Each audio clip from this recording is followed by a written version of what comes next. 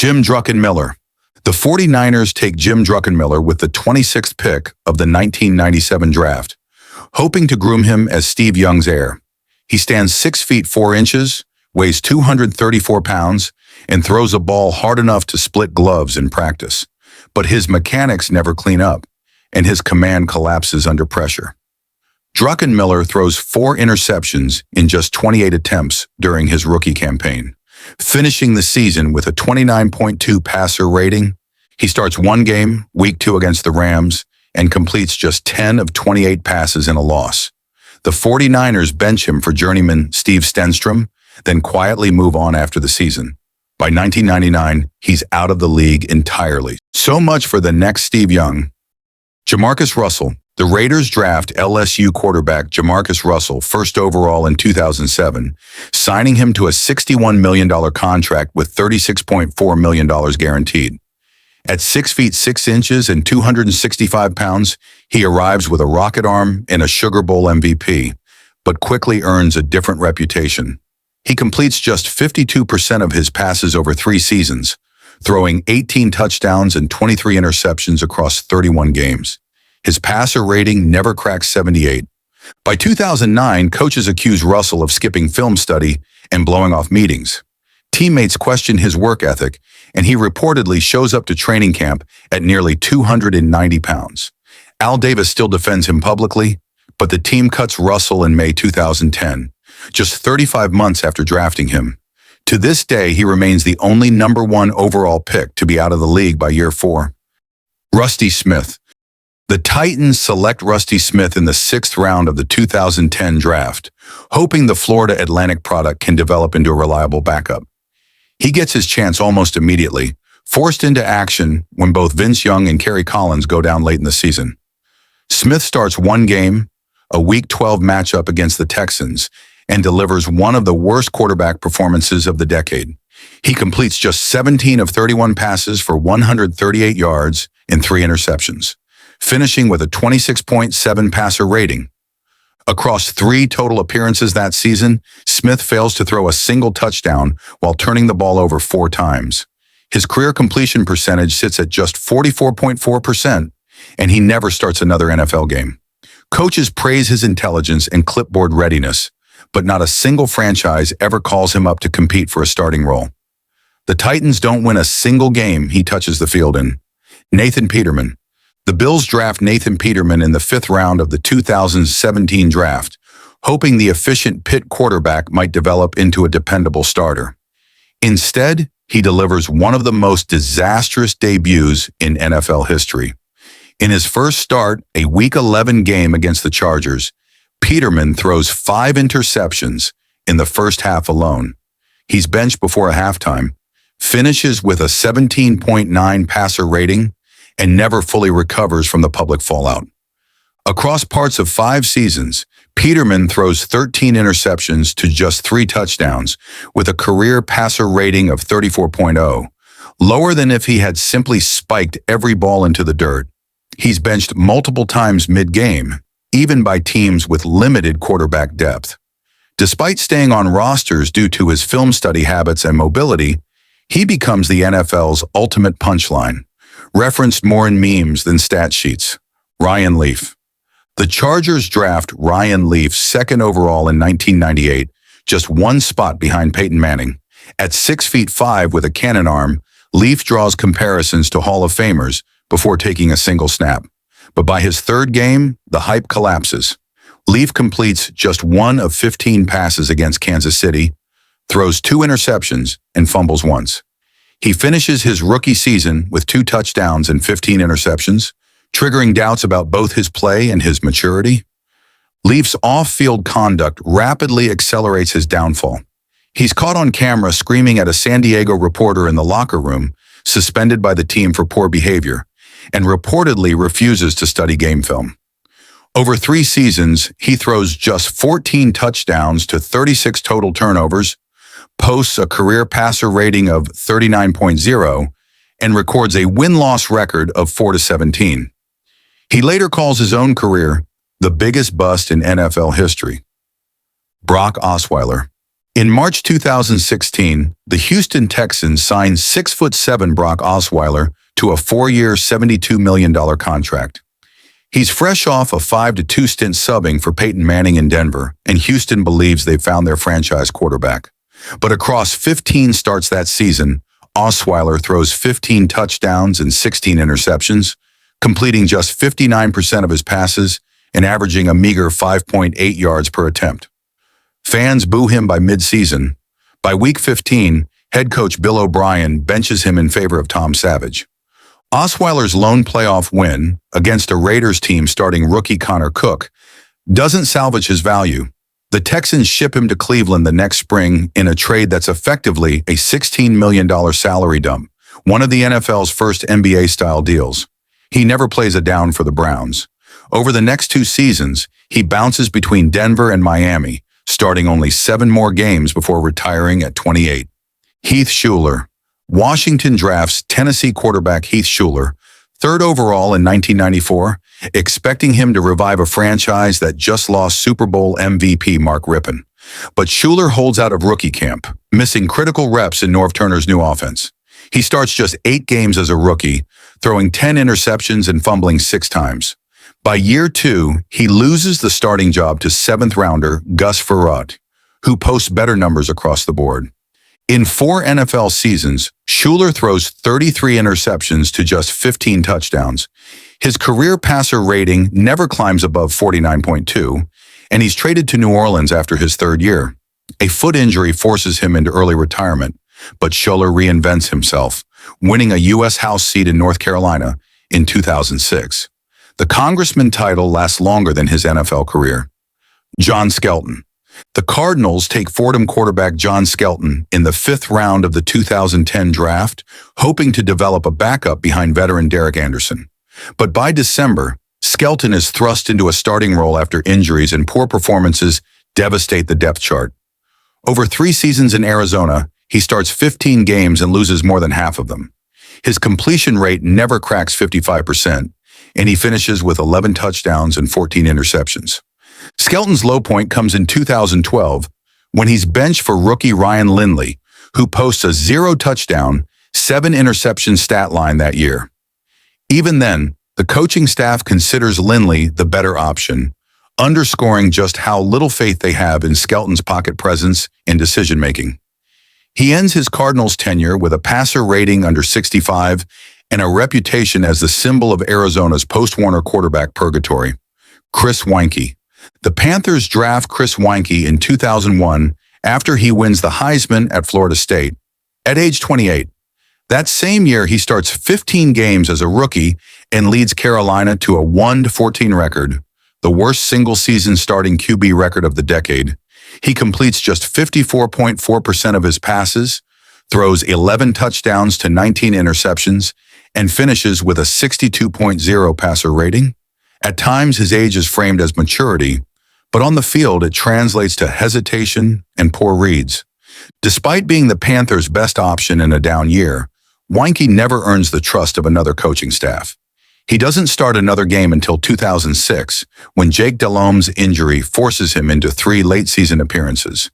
He throws just 4 more touchdowns the rest of his career, while racking up 7 more picks, bringing his total INT count to 26. Kelly Stauffer.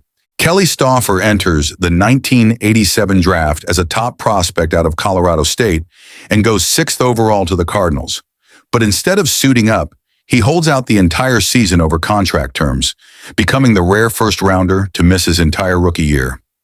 The Cardinals trade his rights to Seattle in 1988, and Stauffer finally sees the field. But it's a disaster. Across 4 seasons with the Seahawks, he throws just 7 touchdowns to 19 interceptions, completing barely half his passes. His passer rating bottoms out at 41.0, and coaches grow wary of his slow decision-making and frequent sacks. By 1992, Stauffer is out of the league entirely, with just 22 games played and 4 total wins as a starter. His career becomes a cautionary tale in front offices, highlighting how missed development time can ruin even top-tier prospects. Brandon Weeden. Brandon Weeden enters the NFL already fighting the clock. Drafted in the 1st round by the Browns in 2012 at age 28, after a baseball career delayed his football path. Cleveland names him the Week 1 starter, but the results are brutal. Weeden throws 14 interceptions in his rookie year alone, gets sacked 32 times, and finishes with a 5-10 record. His second season brings little improvement. He's benched after just 5 starts in favor of Brian Hoyer. Across 2 years in Cleveland, Weeden posts 23 touchdowns and 26 picks, completing just 55.9% of his throws. The Browns finish 4-12 and 5-11 during his tenure, and fans quickly label him a draft bust. Despite a strong arm, Weeden's slow reads and poor pocket mobility derail his development. Blaine Gabbert. The Jaguars take Blaine Gabbert 10th overall in the 2011 draft, banking on his size and arm strength to stabilize the franchise. What they get is a carousel of errant passes, lost fumbles, and broken drives. Gabbert starts 14 games as a rookie and loses 10 of them, finishing with more interceptions than touchdowns and a 50.8% completion rate. He never commands the pocket, never reads the field cleanly, and never justifies his draft slot. Over his full career, Gabbert posts a 13-35 record as a starter, completing just 56.4% of his passes and throwing 48 interceptions. In both of his first 2 seasons, he throws more picks than touchdowns. He moves from Jacksonville to San Francisco, to Arizona, to Tennessee, to Tampa, each stint shorter and more forgettable than the last. David Klingler. The Bengals take David Klingler 6th overall in the 1992 NFL Draft, fresh off his record-breaking run at Houston, where he once threw for 11 touchdowns in a single game. But the leap from the run-and-gun Southwest Conference to the AFC North proves brutal. In his first 4 NFL seasons, Klingler starts 24 games, throws just 16 touchdowns, and racks up 22 interceptions. His passer rating with Cincinnati bottoms out at 54.2, well below replacement level. The offensive line in front of him doesn't help. Klingler gets sacked 10 times in a single game against the Steelers in 1994, one of the most punishing afternoons in Bengals history. At 6'2" and 205 pounds, he simply can't absorb the damage. The coaching staff rotates him in and out, hoping for a spark, but the numbers never stabilize. Todd Marinovich. The Raiders take Todd Marinovich 24th overall in the 1991 NFL Draft, banking on the hype of a quarterback who had been groomed from birth to play the position. At 6'4" and 215 pounds, the USC product earns the nickname Robo QB after his intense training regimen and factory-like upbringing. But in just 8 NFL games, he throws 8 interceptions to just 5 touchdowns, posting a passer rating that never climbs above 66.4. His final start, a playoff game against Kansas City in January 1992, ends with 4 picks and a 10-point loss. Off the field, the problems pile up even faster. Marinovich fails multiple drug tests, including one that gets him suspended for the entire 1993 season. He's arrested repeatedly over the next 2 decades: drug possession, burglary, and probation violations. Coaches and teammates speak of talent wasted and pressure mismanaged, a career broken by forces both internal and external. Akili Smith. The Bengals select Akili Smith with the 3rd overall pick in the 1999 NFL Draft, trading up to secure what they believe is a franchise quarterback. Standing 6'3" and weighing 220 pounds, Smith had dazzled in his final year at Oregon with 32 touchdown passes. He also scores a 37 on the Wonderlic test, one of the highest for a quarterback at the time, fueling belief that he's both physically and mentally NFL ready. But across 4 seasons in Cincinnati, he manages just 5 touchdowns against 13 interceptions, with a career passer rating of 52.8. Smith goes 3-14 as a starter and fails to read NFL defenses with any consistency. Despite his pre-draft intelligence scores, coaches repeatedly cite issues with playbook comprehension and in-game adjustments. He's benched, reinserted, and benched again. By 2003, he's out of the league entirely. The Bengals gamble on potential ends in one of the most painful draft misfires of the modern era. Matt Leinart. Matt Leinart enters the NFL as a household name, a Heisman Trophy winner and 2-time national champion from USC, drafted 10th overall by the Cardinals in 2006. At 6'5" and 225 pounds, He arrives with a polished pocket presence in championship pedigree. But in the NFL, he struggles to adapt.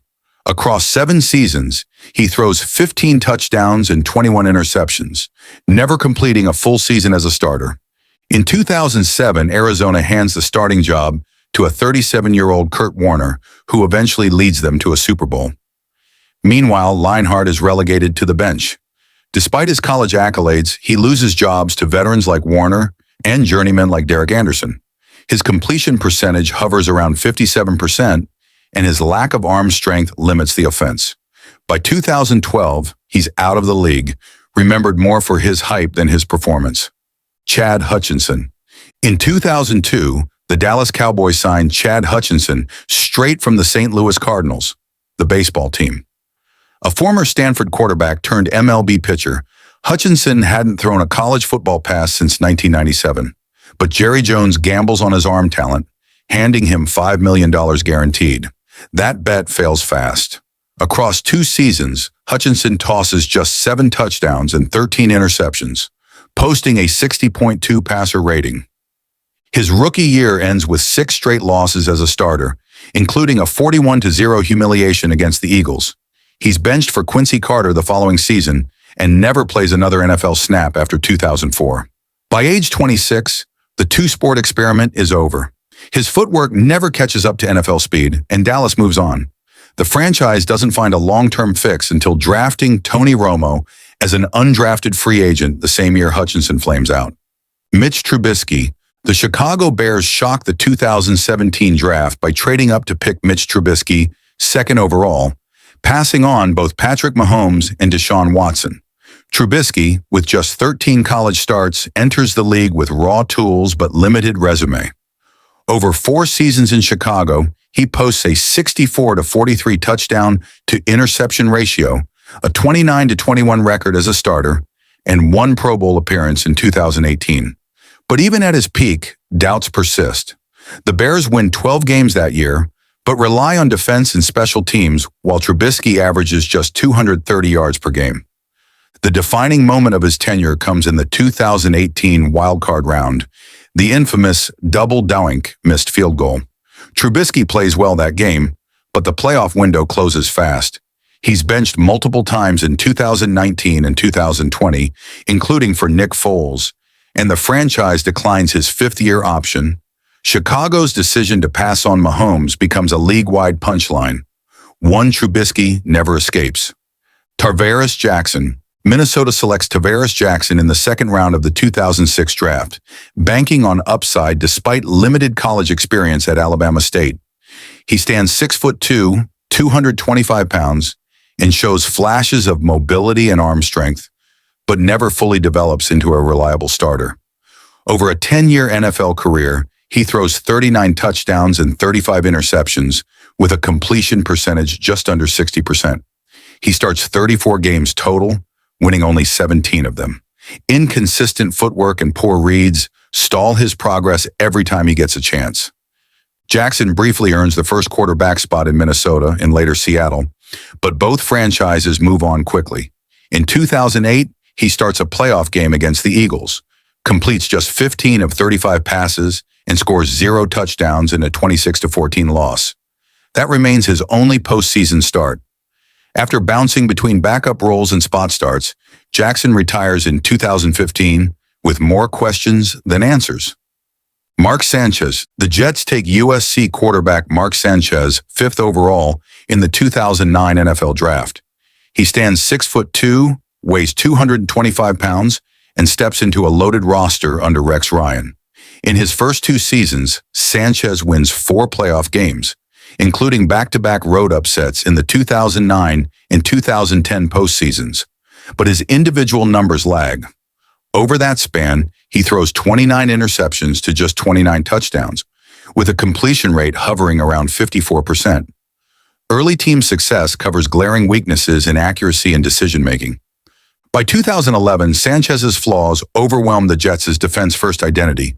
He leads the league with 26 turnovers in 2012 and becomes the face of one of the most infamous plays in NFL history, the butt fumble on Thanksgiving night against New England. That season caps off a 3-year stretch where Sanchez throws 52 interceptions and posts a passer rating barely above 70. He's benched in 2013, cut in 2014, and goes on to start games for 5 different teams, including a brief, ineffective stint in Washington. If you enjoyed this, I'm going to be posting a lot here. I would greatly appreciate it if you could subscribe. Thanks for watching.